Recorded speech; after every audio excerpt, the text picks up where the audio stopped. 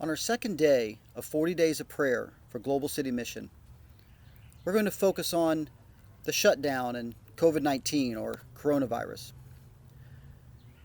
And a lot of it is challenging. At the same time, there have been a few bright spots. Some house churches have continued meeting online and as well as an English class, and a prayer meeting was started among Albanians that didn't exist before the shutdown.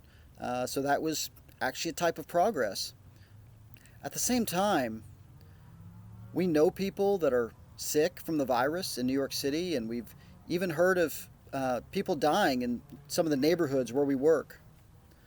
So there are some real challenges. And we know that there's going to be economic challenges ahead that everyone is feeling.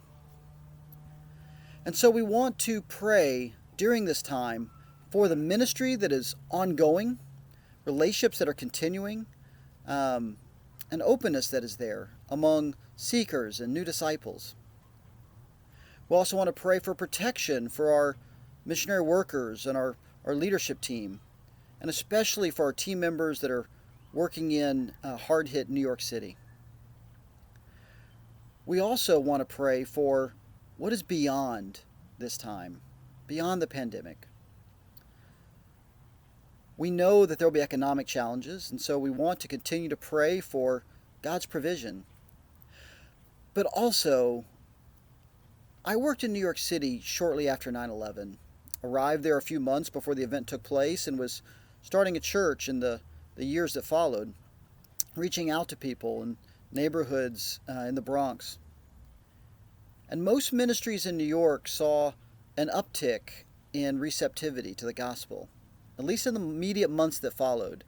That window eventually closed, but for a time, there was greater receptivity.